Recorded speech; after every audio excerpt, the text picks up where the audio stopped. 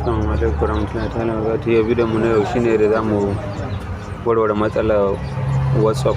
Da farko idan ka shiga ka ga WhatsApp ɗinka na nuna ma haka to kar ka damu, za mu solve wannan matsala insha Allah. Yanzu da farkon da zaka danna nan da an rubuta check review status, ka danna gurin. Kana danna gurin ga wani rubutu nan gurin da zaka ganda zato wannan rubutun da nayi shi zaka bi ka rubuta shi. Zan aje screenshot din wannan rubutun, zan aje screenshot din shi. So idan ka rubuta shi haka komai normal, bari in nuna muku misali screenshot din nashi.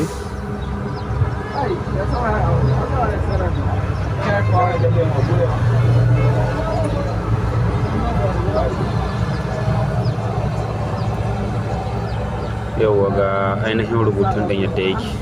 Idan ka ga haka za ka rubuta shi na inda dash din nan lambar waya ka ne za ka rubuta a gurin. Idan ka rubuta sai ka rubuta shi haka komai ka rubuta shi daidai, sai mu koma wurin WhatsApp din namu. Misali gashi mun rubuta haka sai ka danna submit. Shi kan yi da zaka dai yana sha yana sauke amma kaga shi ko gashi mun yi submit. ana ga majan wuya ke da yawwa gashi ya tafi, sun nuna nan da zuwa 24 hour za su damu da information idan abun mu yayi. Idan kuma bai yi ba akwai method na biyu, hanya ta biyu da za a bi a warware.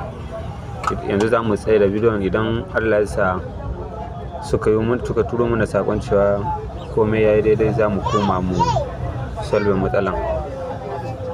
In kuma bai yi ba akwai method na biyu, za mu koma a bidiyon mu na gaba, za mu bi hanya ta biyu din wadda za mu warware wannan damuwa insha Allah. Yawa, na gode da Allah ku danna mana alamar liking, sannan ku muna subscribing kuma ku muna sharing.